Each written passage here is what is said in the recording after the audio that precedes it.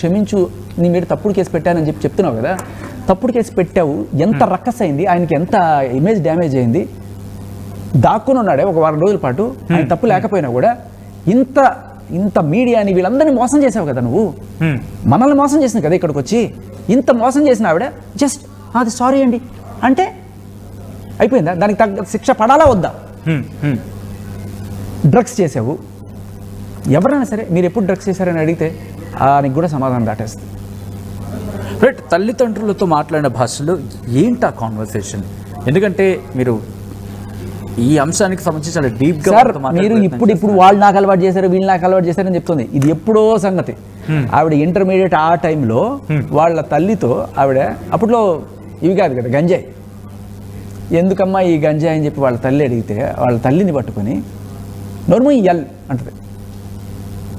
L తల్లిని కన్న తల్లిని ఎల్ అన్న మనిషికి నా ఉద్దేశంలో అసలు సమాజంలో ఉండే అర్హత లేదు. అటువంటి సంస్కారవంతమైన మహిళని కూర్చోబెట్టి ఇవాళ ఆవిడ పాపం అమాయకురాలు, ఆవిడ అందరూ ఇరికిచ్చారు, వాళ్ళ తల్లిని బ్లాక్మెయిల్ చేసిందని చెప్తుంది. మీరు నెక్స్ట్ ఆడియో వినండి. తల్లిని 30 లక్షలు 20 లక్షలు అని చెప్పి బ్లాక్మెయిల్ చేసి తల్లి దగ్గర తీసుకొని గోవాకి పోయి డ్రగ్స్ తీసుకొని ఇంత పెట్ట చేసుకుంటున్నావు, వద్దు వద్దు అని చెప్పినా కూడా వినకుండా చేస్తుంది. అక్కడ తాగల ఆవిడ ఇంటర్మీడియట్లో ఉండగానే వాళ్ళ రూమ్మేట్స్కి బలవంతంగా మందు అలవాటు చేయడం. ఆ టైంలోనే ఇంక సరే ఆవిడ అక్రమ సంబంధాల గురించి మాట్లాడనే వద్దు, అది ఆవిడ పర్సనల్ చాయిస్, ఎంతమందితో తిరిగింది అనేది మనకు అనవసరం లేదు. కానీ అవి బయటికి రావాల్సిన అవసరం ఎందుకు వచ్చింది? ఆవిడ వేరే వాళ్ళ మీద నిందేయడం వల్ల కదా. ఇప్పుడు రాస్తారు నాకు అన్యాయం చేశాడంటే నువ్వు శుద్ధపోసావా? ఫస్ట్ నీకు అడిగే అర్హత ఉందా? లాయల్గా ఉంటే నాకు అతనే మొగుడు అని చెప్పి అడుగు. నువ్వు మస్తాన్ సాయితో, చింటూతో, ఇంకా వాళ్ళతో వీళ్ళతో ఇన్ని సంబంధాలు పెట్టుకొని ఒక లాయల్టీ లేని మహిళకి మొగుడిని అడిగే అర్హత ఉందా? Simple question. సో ఇక్కడ అవి అందుకు బయటకు రావాల్సి వచ్చింది. అసలు ఈవిడ చేసిన పనుల్లో బిగ్గెస్ట్ క్రైమ్ ఏంటి చెప్పనా? అనుక్షణం చేసే క్రైమ్ బ్లాక్మెయిల్. ప్రతి ఒక్కళ్ళని ప్రతి క్షణం. బట్ ఏంటి ఒక్కొక్క బ్లాక్మెయిల్ ఒక సర్టన్ టైం వరకు చేసిన తర్వాత అరే నేను చేస్తే నేను దొరికిపోతే నాకు ఇంత బ్యాడ్ నేమ్ వస్తుంది, ఇప్పుడు బ్యాడ్ నేమ్ మాట పక్కన పెడతాం, నా జీవితం నాశనం అయిపోతుంది, ఒక సర్టన్ లెవెల్ దాటేస్తాయి. సో అలాంటి రిగ్రెట్ ఉండదా సార్? పోలీసులని జేబులో పెట్టుకుంటే రిగ్రెట్ ఏముంటుంది? రా నార్సింగ్ పీస్కి చూసుకుందాం, ప్రతి దానికి మాట అన్నారు కాబట్టి ఒకరో ఇద్దరు ఉండొచ్చేమో కొంచెం ఆ బోర్డర్ లైన్ దాటేవాళ్ళు. బట్ వ్యవస్థ అలా ఉండదు కదా, ఎక్కడ దగ్గర ట్రిగర్ అవుతుందిగా పాయింట్, అప్పుడు మళ్ళీ ఈ మొత్తం రిపర్కషన్స్ అన్ని భరించాల్సి ఉంటుందిగా. ఖచ్చితంగా అదే అంటున్నాను. అదేదో సినిమాలో డైలాగ్ ఉంటుంది, చెడ్డవాడు ముందుగా సుఖపడవచ్చు కానీ ఫైనల్గా ఓడిపోయి తిడతాడు. అది ఇవాళ కాకపోయినా రేపైనా సరే సిన్సియర్ ఆఫీసర్ ఎవరైనా వస్తే ఖచ్చితంగా ఆవిడకి పడే శిక్ష పడుతుంది. ఎందుకంటే డిపార్ట్మెంట్ ఆవిడ కేసు అక్కడ ఉంది సార్. ఏది వరలక్ష్మి కేసు అదే ఏపీఎస్లో ఉంది. తర్వాత నెక్స్ట్ రెడ్ హ్యాండెడ్గా సికింద్రాబాద్లో దొరికిపోయిన కేసు కూడా అక్కడే ఉంది. మీరు తమాషా చూడండి, చాలా దారుణమైన విషయం ఏంటంటే ఆవిడ ఇరుక్కున్న తర్వాత డ్రగ్ కేసులో 3 కేసులు వచ్చినాయి, సెన్సేషనల్ కేసులు. ఒకటి రాజ్ తరుణ్, ఇంకొకటి హర్ష సాయి, ఇంకొకటి జానీ మాస్టర్. 3 కేసులు ఆల్మోస్ట్ ఎఫ్ఐఆర్ దాటిపోయి ఛార్జ్ షీట్ స్టేజ్లో ఉన్నాయి. ఈవిడ ఇంకా ఛార్జ్ షీట్ కాల, అంతకన్నా ముందున్న కేసు ఛార్జ్ షీటే కాల, ఏకంగా క్వాషే చేసేస్తారట. కళ్ళ ముందు రెడ్ హ్యాండెడ్గా వీడియో ఉంది, క్వాష్ చేసేస్తారట. సో అన్నిటికంటే దారుణం ఏంటంటే సార్, ఒక క్రిమినల్, ఎంత క్రిమినల్ బ్రెయిన్ అంటే, నాకు ఆవిడ మోడస్ ఆఫ్ ఆపరెంట్ చెప్పాడు ఒక ఆయన, ఆవిడతో ట్రావెల్ చేసిన మనిషి, నా దగ్గర రికార్డ్ కూడా ఉంది. ఆయన చెప్పేది ఏంటంటే డ్రగ్స్ ఎలా చేస్తుంది, పటాన్ చెరుకు పోయి అక్కడ ఏదో ఆడియో ఉంది వినిపించగలరా? మీకు మాత్రం పర్సనల్గా అనిపిస్తాను, మీరు చేసేవారు. ఎందుకంటే అతను మళ్ళీ మనకి ఇన్ఫర్మేషన్ ఇవ్వడు. Okay, got it. So Patancheru పోయి అక్కడ నా సెగ్మెంట్ తీసుకుంటుంది. అది ఎంతో ఎన్ని గ్రాములో ఎంతో కానీ తీసుకుంటుంది. తీసుకునే ముందు ఆవిడకి డౌట్, ఎవడైనా నన్ను ఎరికించకపోతాడా, లేకపోతే నేను పొరపాటున దొరికిపోతే ఏంటి పరిస్థితి. సో వెళ్ళే ముందేట నార్కోటిక్స్ డిపార్ట్మెంట్కి మెయిల్ పెడుతుంది.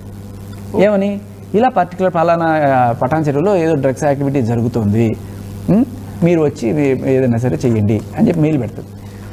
చాలా తక్కువ షార్ట్ నోటీస్లో పెడుతుంది, 1 డే లేకపోతే ఒక 1 అవర్, అంటే వాళ్ళు ఇమీడియట్గా వచ్చి చేసేంత లేని టైంలో పెడుతుంది అనమాట. ఓకే, వెళ్ళి తెచ్చుకుంటుంది. ఒకవేళ కనుక ఆ టైంలో ఇదేంటి సెంట్రల్ వాళ్ళకి పెడుతుంది, సెంట్రల్ నార్కో బ్యూరోకి పెడుతుంది. పొరపాటున ఇక్కడ ఎవరన్నా స్టేట్ వాళ్ళు ఎవరన్నా సరే, లేకపోతే ఆ పోలీస్ వాళ్ళు ఎవరన్నా సరే, దగ్గరలో ఉన్న వాళ్ళు ఎవరైనా లోకల్ పట్టుకున్నారనుకోండి, ఎందుకంటే ఈవిడే కదా అవతల వాడిని కూడా ట్రాక్ చేస్తుంటారు కదా. అవును, దొరికిపోతే ఈవిడ కూడా దొరికిపోయింది అనుకోండి, వెంటనే ఈవిడిచ్చే కవరింగ్ ఏంటి తెలుసా? సార్ ఒకవేళ నేనే కనుక అలా అయితే నేనే ఎందుకు కంప్లైంట్ ఇస్తాను? అలా జరుగుతుందని నాకు తెలిసి అది ఇవిడు మోడస్ ఆఫ్ ఆపరెండి అంటే దొరికిపోయినా తప్పించుకోవడం ఎలా అనేది నేర్చుకున్న చాలా సింపుల్గా. ఒకసారి డిఐతోని మీరు అన్నట్టుగా కంటిన్యూ చేద్దాం. యా మీరు కంక్లూడ్ చేయండి, ఆ తర్వాత డిఐకి సంబంధించి మాట్లాడుకునే ప్రయత్నం. Yeah please continue. అలాగే మిమ్మల్ని కొట్టించాలనుకుందాం అనుకోండి, ముందు మీ మీద కేసు పెడతాను అనమాట. వీడు నన్ను చంపడానికి ప్రయత్నిస్తున్నాడు, ఓకే. తర్వాత మిమ్మల్ని కొట్టినా కూడా లేదు ఈఎంఐ ఫస్ట్ కేసు పెట్టింది కదా. మీరు గమనించండి, నా మీద దాడి చేసి నేను హాస్పిటల్ అయ్యి కాంటినెంటల్ హాస్పిటల్లో వారం రోజులు ట్రీట్మెంట్ తీసుకొని నేను బయటకు వచ్చి నేను హాస్పిటల్కి వెళ్ళే ముందు ఈవిడికి ఎఫ్ఐఆర్ అయిపోద్ది. హౌ? నెట్వర్క్ అలా ఉంటుంది అదండి. అంటే సార్ ఇక్కడ మన రాజ్యాంగం తెలిసిన వాళ్ళు కాదు, రాజ్యాంగంలో లొసుగులు తెలిసిన వాళ్ళు మాత్రమే బ్రహ్మాండంగా బతకగలుగుతున్నారు. ఓకే. సో ఆడపిల్ల వెళ్ళి గట్టిగా అరిచేసి నాకు అన్యాయం అయిపోయింది అంటే ఇమ్మీడియట్గా ఎఫ్ఐఆర్ అయిపోద్ది. సో నన్ను కొట్టించి ఆవిడ కేసు పెడుతుంది, ఆవిడే డ్రగ్స్ తెచ్చుకొని ఆవిడే కంప్లైంట్ పెట్టుకుంటుంది. దొరికిపోతే చూడండి సార్, నేనంత ఉత్తమరాలు కాబట్టి నేను ఇచ్చాను నిరూపించడానికి. దీని వెనకాల ఎవరైనా ఉండి నడిపిస్తున్నారా, లేకపోతే అమాయకత్వం ఉన్నారు కదా, ఉన్నారంటే ఎంత నెట్వర్క్ ఉంది? పోలీసులు ఉన్నారు, కొంతమంది రిపోర్టర్స్ ఉన్నారు, కొంతమంది లాయర్స్ ఉన్నారు. వాళ్ళు స్విమ్మింగ్ పూల్లో ఉన్నారా, లేకపోతే బెడ్రూమ్లో ఉన్నారా, ఎక్కడున్నారా సరే ఉన్నారు. రైట్, కంటిన్యూ చేద్దాం. లావణ్య డిఐతో మాట్లాడిన ఆడియోకి సంబంధించి కాస్త అభ్యంతరంగా కూడా కొన్ని అంశాలను ఇక్కడ తీసివేయడం జరిగింది. ఆ ఆడియో కాన్వర్సేషన్, ఇన్ఫాక్ట్ ఆ కాన్వర్సేషన్ ఒకసారి చూద్దాం. నిజంగా రావద్దా ఇప్పుడు?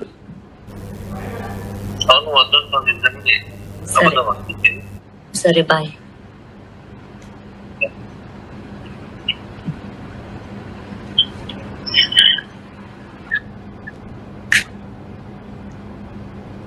Hold on.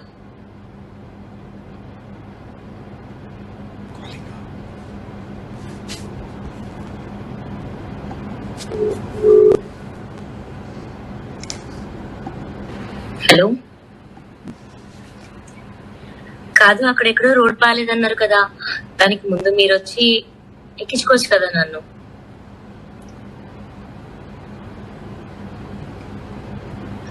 రోడ్ బాగాలేదా లేదా మీకు నన్ను కలవడం ఇష్టం లేదా?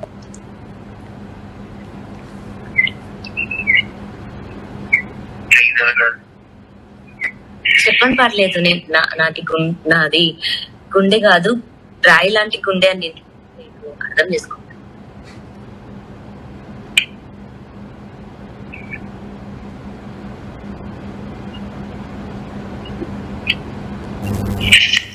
డిస్టర్బ్ చేస్తున్నాను సార్. ఆయన ఎక్కడైనా ఆయన సెడ్యూస్ చేసినట్టుందా?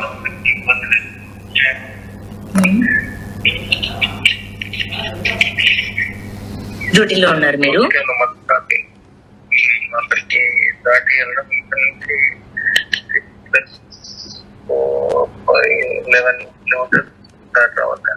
ఒకవేళ 11 కిలోమీటర్స్ దాటి మీ డ్యూటీ పర్మిసెస్ లోకి వస్తే ఏం చేస్తారు?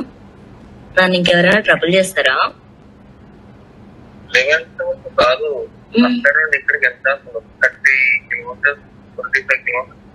25 కిలోమీటర్స్ దాటి మీ డ్యూటీ పర్మిసెస్ లోకి వస్తే నన్ను మీ వాళ్ళు ఎవరైనా నన్ను ఏమైనా అంటారా?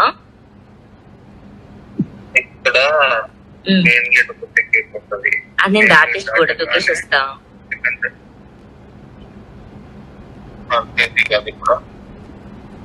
ఓకే, సో నేను మీకు రావద్దు అన్నది మీ మెయిన్ పాయింట్.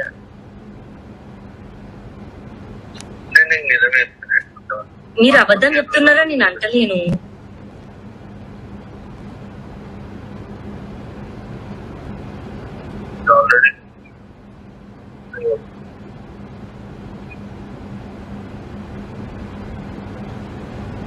సరే, నేను ఊరికే ఫోన్ చేసిన, క్షమించండి.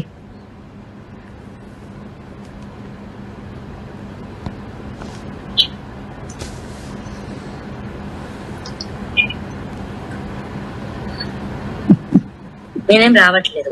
Alright, I'm sleeping. Bye.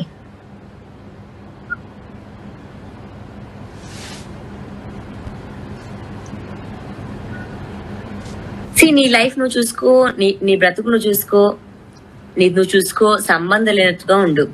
Just సరదాగా ఇన్ఫర్మేషన్స్ ఇచ్చాను. సరదాగా ఇన్ఫర్మేషన్స్ ఇచ్చాను.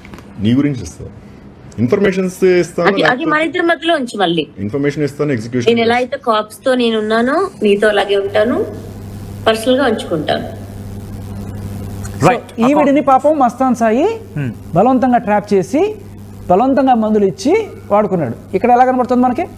ఆవిడ చెప్పేది ఒకటి, మనకి ఇక్కడ కనబడేది ఒకటి. అంటే నోరుంది కదా అని ఏదైనా వాగచ్చు, కానీ ఇక్కడ ఎవరికైనా ఆధారం ఒక కనబడుతుంది కదా ఇక్కడ. ఒక వీడియో బయటకు వచ్చింది కదా, వీడియో ఓకే, బట్ ఆ వీడియోస్ బయటకు ఎలా వస్తాయి? తను రికార్డ్ చేసింది కదా, ఒకవేళ ఒక ఇన్వెస్టిగేషన్ ఆఫీసర్తోనో లేకపోతే ఒక అధికారితోనో ఆ రికార్డ్ అనుకున్న తర్వాత ఎందుకు రిలీజ్ చేస్తుంది? ఇక్కడ మీరు కూర్చున్నారు, ఇప్పుడు బ్రేక్ వచ్చింది అనుకోండి, ఇక్కడ లావణి కూర్చుంది అనుకోండి, బ్రేక్ వచ్చిన టైంలో సచిన్ అదిగా సచిన్ ఇదిగా సచిన్ అని చెప్పి ఏదో ఎవరి గురించో 4-5 మాట్లాడితే అది కూడా రికార్డ్ చేసుకుని బయటకు వెళ్ళిపోయిన తర్వాత సచిన్ ఇప్పుడు నా గురించి మంచిగా చేయకపోతే ఇగో ఈ అప్పుడు సరదాగా నువ్వు ఏదో కామెంట్ చేస్తుంటావు వేరే వాళ్ళ గురించి, అది కూడా బయట పెట్టి ఇది చేస్తాను. ప్రతిదీ రికార్డ్ చేసుకుంటుంది, ప్రతి కాల్ రికార్డ్ చేసుకుంటుంది. ఎందుకంటే ఎక్కడ బ్లాక్మెయిల్ అవకాశం దొరికినా అసలు పడుకోదు. మీరు న్యూస్ రీడర్, నేను ఆర్జే. ఆవిడ ఏం చేసి బతుకుతుంది? ఆవిడ ఏం చేసి డబ్బులు సంపాదిస్తుందండి? ఇది జస్ట్ ప్లెయిన్ క్వశ్చన్, ప్రతి ఒక్కళ్ళు అడగాల్సిన క్వశ్చన్. ఆవిడికి డబ్బులు ఎక్కడి నుంచి వస్తున్నాయి? మస్తాన్ సాయి ఇవ్వట్లేదు, రాజస్థాన్ ఇవ్వట్లేదు, ఆ చింటూ ఇవ్వట్లేదు, మరి ఎక్కడి నుంచి ఆవిడకి డబ్బులు వస్తున్నాయి? కేసులకి లక్షల ఫీజులు ఎక్కడి నుంచి ఇస్తుంది? Simple answer, blackmail. ప్రతి ఒక్కరిని సిస్టంలో రిపోర్టర్స్ని బ్లాక్మెయిల్, పోలీస్ ఆఫీసర్. ఇప్పుడు ఆయనతో మాట్లాడిన కాల్లో ఆయన చాలా క్లియర్ కట్గా వద్దు రావద్దమ్మా, నాకు ఇష్టం లేదమ్మా అని చెప్పి అంటుంటే నేను రానా, ఇది రికార్డ్ చేసుకొని ఆ మాత్రం నాకు వెసులుబాటు అయినా ఇచ్చావు కదా నువ్వు, ఇది మీ ఆఫీసర్స్కి పంపిస్తా, నీ ఉద్యోగం ఓడగొట్టిస్తా, నేను చెప్పించి బ్లాక్మెయిల్. ఓకే, అంటే ఏ బ్లాక్మెయిల్కి అయినా మీరు అన్నట్టుగా ఈ బ్లాక్మెయిల్కి సంబంధించి మాట్లాడుకోవడం ముందుగా మస్తాన్ సాయి వీడియోలో ఉన్న అమ్మాయిలకు మహిళలకు సంబంధించి అనుకున్నప్పుడు అక్కడ బ్లాక్మెయిల్ చేసిన వాళ్ళు రివర్ట్ అయిన సందర్భం ఉంది. దాంతోపాటు ఇలా చేసుకుంటూ వెళ్తే అంటే ఎక్కడ ఒక కంక్లూషన్ పాయింట్లో వాళ్ళ నుంచి దాన్ని ఏమంటారు రియాక్షన్ స్టార్ట్ అవుతుంది కదా, ఖచ్చితంగా కంక్లూషన్కి వస్తుంది కదా. ఖచ్చితంగా. ఎక్కడ అంటే ఇప్పుడు నాకంటే ఒక లక్ష్యం ఉంటుంది, ఎస్ ఇది చేస్తే నాకు వచ్చే బెనిఫిట్ ఇది అని చెప్పి. ఎంతకాలం బ్లాక్మెయిల్? డబ్బులు కావాలి కదా. ఇప్పుడు మీకు ఉద్యోగం ఉందండి, మీరు డబ్బులు సంపాదించుకున్నా నేను ఎలా బతకాలి? నాకేముంది, నా మొగుడు లేడు. ఆ నేపథ్యంలోనే రాజస్థాన్ కావాలనుకుంటున్నాం మళ్ళీ ఇప్పుడు. సార్ ఇప్పుడు ఒక మనిషి మీద తప్పుడు కేసు పెట్టి వాడు పరువు బజార్కి ఇచ్చి ఇంత చేసిన తర్వాత ఏ మగాడు మళ్ళీ దిగి వస్తాడు వెనక్కి అని. ఇంకొకటి ఏంటంటే రాజస్థాన్ ఎప్పుడో వదిలేసింది చాలా క్లియర్ కట్గా. మస్తాన్ సాయితో మూవ్ అయిపోయింది, అది అందరికీ ఇప్పుడు ఇవాళ రేపట్లో ప్రతి ఒక్కరికి అర్థమైపోయింది. ఎవరు ఎందుకు మళ్ళీ అడుగుతోంది? నేను కాళ్ళు పట్టుకుంటాను రాజస్థాన్ దగ్గరికి, రాజస్థాన్ ఒప్పుకుంటే ఇప్పుడు ఏంటంటే సార్ ఒక సానుభూతి కావాలి. జనాల్లో ఊస్తున్నారు, అని ఊస్తున్నారు. ఎవరైతే ఈవిని జాకీలు పెట్టి లేపాలనుకున్న ఛానల్స్లో కూడా ఈవిడ కనబడితే ఏం చేస్తున్నారండి? పెంటను తీసుకొచ్చి ఇక్కడ మీరు మాకు చూపిస్తున్నారు. What are you trying to prove? We know what she's. 45 రోజులు చెంచల్గూడ జైల్లో ఉండొచ్చి ఆ డిఐ తోటి లేకపోతే ఇంకొకరితోటి ఆ రిపోర్టర్తోటి నేను ఉంచుకుంటా, నేను వచ్చి గోకుతా అనే ఆవిడ ఎవరు బెదిరించి ఆ పని చేయించారు సార్? బయటకు వచ్చి అందరికీ నన్ను వాడు బెదిరించి చేయించాడు, నన్ను వీడు బెదిరించి చేయించాడు, లేకపోతే నాకు డ్రగ్స్ కల్పించి చేయించారు.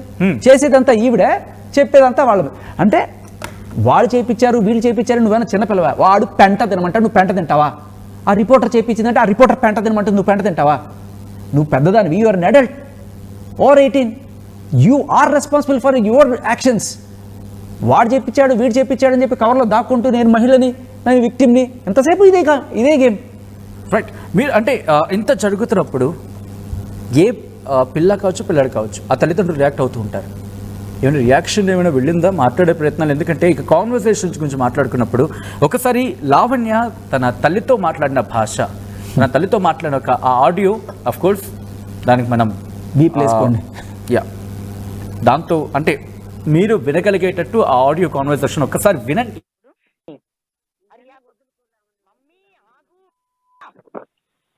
చెప్పింది మరి నేను ఒక్కసారి చెప్తుంటే వదులుకుంటావు.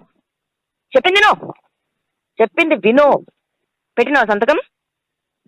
ఏంటి మీరు లేవు అసలు ఈరోజు ఇప్పుడు అడిగింది ఫోన్ చేసి, అందుకే వచ్చినారంట సంతకం కోసమేమో. మరి నిన్ను ఇదిగో నువ్వు ఆగు, నువ్వు ఇతరులు చెప్పక నాకు అని చెప్పినా. లేదు కావాలనే చేశాడు. నీ కూతురు మాట్లాడుతుంది చూడండి, నీ వయసు అన్ని మాటలు కూడా ఇంటిచ్చాడు. షరీఫ్ కి ఫోన్ చేసి ఇప్పుడు నువ్వు తెలివిగా, షరీఫ్ పోలీసులు వచ్చారు మా ఇంటికి, ఇప్పుడు నేను చింటూతో మాట్లాడిపిస్తా. చింటూ అంటే మన ఇంట్లో ఉన్న మనిషి. ఇప్పుడు ఆ మనిషితో మాట్లాడుకుంటాను. ఆమె మాకు కూతురు లెక్కలో లేదు, మమ్మల్ని వదిలేసింది. ఇప్పుడు ఇక్కడ చెప్తా పక్కన. కొద్ది కట్ చేసి. హలో సంగేశ్, ఏం నల్లొస్తుందంట? వస్తాను. ఏందంట? గ్యాస్ ఇచ్చినప్పుడు మా కష్టాలు ఏంటో మేము పడతాం. అర్థమైందా? ఇప్పుడు షాప్ బంద్ చేసుకొని కొత్త వచ్చి డబ్బులు పాత డబ్బులు కానించి ఇచ్చిన 30 లక్షలు ఇచ్చాను. ఎప్పుడు చూడు ఎక్కడ చూడు డబ్బులు డబ్బులు డబ్బులు డబ్బులు బ్లాక్ మెయిల్ చేయటం మమ్మల్ని కూడా. ఇస్తావా సస్తావా ఇస్తావా సస్తావా అని. ఇప్పుడు చూడు లక్షలు లక్షలు. ఒక్క మాట సార్, ఈ వీడికి బలవంతంగా వీటిలోని కలిపి డ్రగ్స్ ఇచ్చారా? ఇది చూడండి, చూపించండి సార్, జనాలకు నిజం చూపించండి. దమ్ముంటే పట్టుకోరా షికావత్ అన్నట్టుగా ఇట్లా పెట్టి కొడుతూ ఎవడున్నాడు సార్ పక్కన? ఎవడు కల్పించాడు? ఓకే, ఎవ్వడు కలిపేవక్కర్లా. రైట్. ఇది ఎక్కడది అండి? ఇది ఎక్కడదంటే ప్రపంచం అంతా ఉంది. మీరు ఆవిడ ఫుటేజ్ బయటకు వచ్చినట్టుంది కదా. Yes, Mastan Sai hard disk తాగుతూ ప్రతిదీ మస్తాన్ సాయి హార్డ్ డిస్క్ లో సార్. మీకు ఏ ఆధారమైనా మస్తాన్ సాయి హార్డ్ డిస్క్ లో దొరుకుతుంది. అది ప్రపంచంలో ఏది దొరికినా Mastan Sai hard disk. Mastan Sai hard disk Lavanya చేతికి ఎలా వెళ్ళింది? వెళ్ళింది కదా 3 నెలల క్రితం వాళ్ళ ఇంటికి వెళ్ళి దొంగతనం చేసుకొచ్చింది. పాప నేను వాళ్ళ నాన్న అమ్మ ఏదో కూర్చోబెట్టి ఒక వీడియో చూపిస్తున్నారు, మా ఇంటికి ఎలా వచ్చి దొంగతనం చేసుకుపోయిందని. అంటే దొంగతనాన్ని కూడా, అది దొంగతనం కేసు పెడితే ఎఫ్ఐఆర్ అవుతుంది, శిక్ష పడుతుంది. అది కూడా ప్రైవేట్ వీడియోలు, తన భార్య తను ఉన్న ప్రైవేట్ వీడియోలు తీసుకుని వెళ్ళిపోయింది అని చెప్పి కేసు పెట్టి దాన్ని బ్లాక్మెయిల్ చేస్తుందంటే చాలా పెద్ద శిక్ష పడుతుంది. ఆ శిక్ష నుంచి తప్పించుకోవడానికి ఆవిడ వేసిన అద్భుతమైన ప్లాన్, వీడొక కామాంధుడు అమ్మాయిలందరినీ కూడా ఇలాగే తారుస్తున్నాడు అని చెప్పి అదంతా కూడా ఏదో బయట పెట్టేసి వాళ్ళ బజార్ను పడేసి ఇప్పుడు ఆవిడ తప్పించుకునే ప్రయత్నం. నిజానికి ఆవిడ చేసింది దొంగతనం. ఓకే, హార్డ్ డిస్క్ దొంగతనం నుంచి తప్పించుకోవడానికి. రైట్. దొంగతనం చేసింది, ఫర్ సపోజ్ మీ మాట ప్రకారం దొంగతనం చేస్తుంది అనుకుంటే మస్తాన్ సాయి ఎందుకు కంప్లైంట్ చేయలేదు? పోలీస్ స్టేషన్ కంప్లైంట్ చేస్తుంటే సిచ్యువేషన్ చాలా మంచి ప్రశ్న సార్. ఇప్పుడు భార్య వీడియోలు, ఎందుకంటే నేను ఎందుకు ఈ క్వశ్చన్ అడుగుతున్నాను శేఖర్ భాష, మస్తాన్ సాయి అనే వ్యక్తికి లావణ్య అనే అమ్మాయికి సంబంధించి తనకి క్లారిటీ ఉన్నప్పుడు, ఎలాగైనా తను చీట్ చేస్తుందని ఫిక్స్ అయినప్పుడు వెళ్ళి పోలీస్ స్టేషన్లో కంప్లైంట్ ఇస్తే జరగాల్సిన డ్యామేజ్, తనకి డ్యామేజ్ కంట్రోల్ మినిమైజ్ అయ్యేది కదా. ఖచ్చితంగా ఆలోచించాలి. ఖచ్చితంగా అది actually he should have done it. కాకపోతే ఏంటంటే జుట్టు ఈమె చేతిలో ఉన్నప్పుడు, ఇది నేను వెబ్సైట్స్లో పెడతా, బయట బరువు తీస్తా, నీకుండే ఏకైక ఆప్షన్ వచ్చి డబ్బులు ఇచ్చి పో, అంతే. సో వాడు డబ్బులు ఇచ్చిపోవడానికి ఎలా వచ్చినట్టు హార్డ్ డిస్క్ గుంజుకునే ప్రయత్నం చేశాడు. ఓకే, ఎందుకంటే సార్ ఇప్పుడు ఒక బిడ్డని ఎవరినో కిడ్నాప్ చేశారు, పోలీసులకు చెప్తే చంపేస్తామంటారు. ఏం చేస్తాడు వాడు? పోలీసులకు చెప్పి బిడ్డ మీద ప్రమాదం తీసుకురావాలి అనుకోడు కదా, ఏదో రకంగా బిడ్డని ముళ్ళ మీద పడ్డ గుడ్డని తీసుకున్నట్టుగా ట్రై చేస్తారు కదా. అలాంటి దారుణమైన కంటెంట్, భార్యకు సంబంధించిన కంటెంట్ ఉంటే.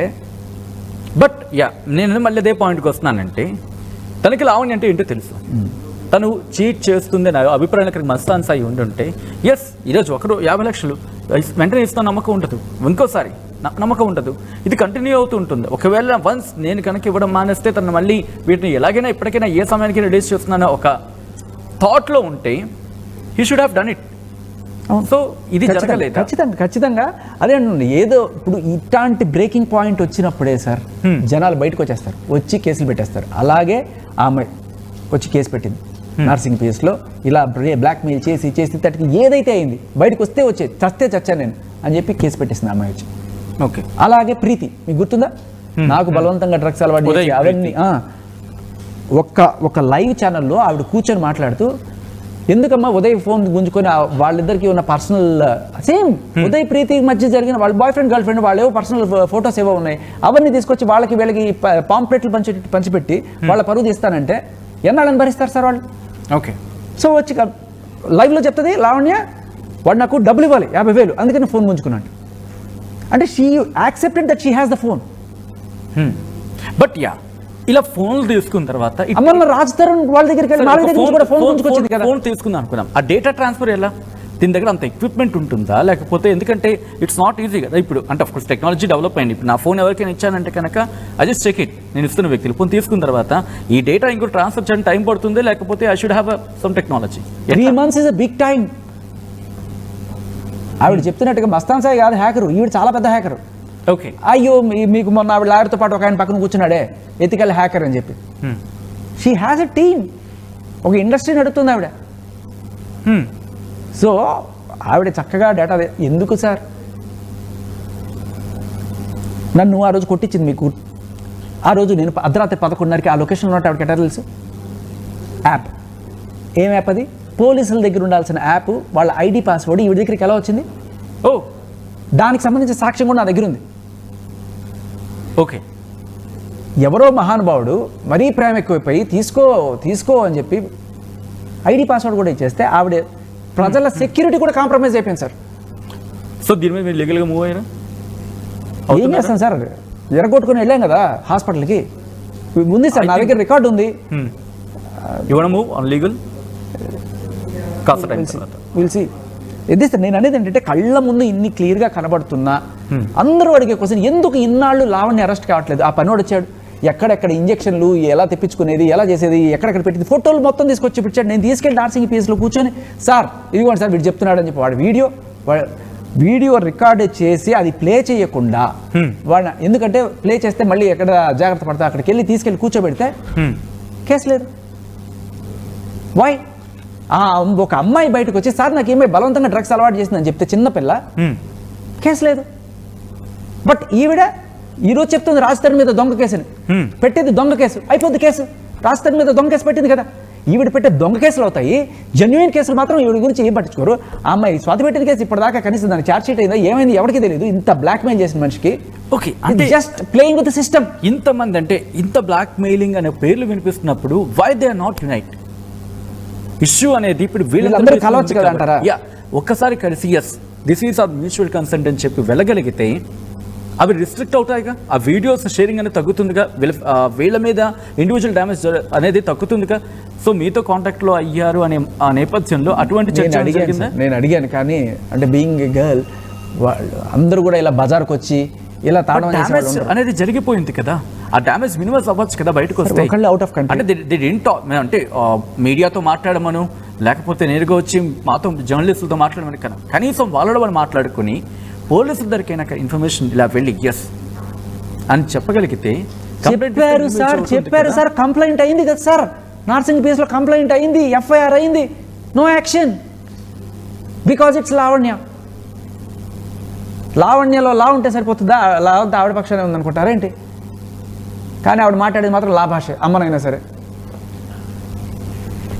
ఇక్కడ ఒక క్వశ్చన్ మార్క్ రైజ్ అవుతుంది మళ్ళీ, ఎందుకంటే ఇన్ని పేర్లు వచ్చిన తర్వాత ఇందాక మీరు మాట్లాడుతూ రాజ్ తరుణ్ ఫోన్ కూడా తను తీసుకుందంటున్నారు, సబ్జెక్ట్ ఇస్ కరెక్షన్. ఇక్కడ ఒకవేళ తన ఫోన్ రాజ్ తరుణ్ ఫోన్ కూడా తన దగ్గర ఇప్పుడు ఉందా అనుకోవాలా? ఉంది, still she has the phone. Next target Raj Tarun sir I don't know, I think అది ఐఫోన్, దాని నుంచి డేటా రిట్రీవ్ చేయడం అంత ఈజీ కాదు. బట్ ఉన్నా కూడా ఏం చేస్తారు అక్కడ? డేటా ఏముంటుంది? ఆయన షూటింగ్లో ఫోటోలు ఏముంటాయి, ఏముంటాయి. బట్ బేసికలీ ఎవరిదైనా సార్ పర్సనల్ అండ్ పర్సనల్ అవి తీసుకొని వచ్చి నువ్వు బ్లాక్మెయిల్ చేసుకుంటూ వాటిని పోర్న్ వెబ్సైట్లో పెట్టి వాళ్ళని నానా రకాలుగా హింసకు గురి చేస్తుంటే ఎన్నాళ్ళని పడతారు ఎవరన్నా కూడాను? అండ్ బయటకు వచ్చి చెప్పడానికి ధైర్యం వచ్చి ఒక ఛానల్లో చెప్పుకున్నా కూడా వాళ్ళని కూడా టార్గెట్ చేసి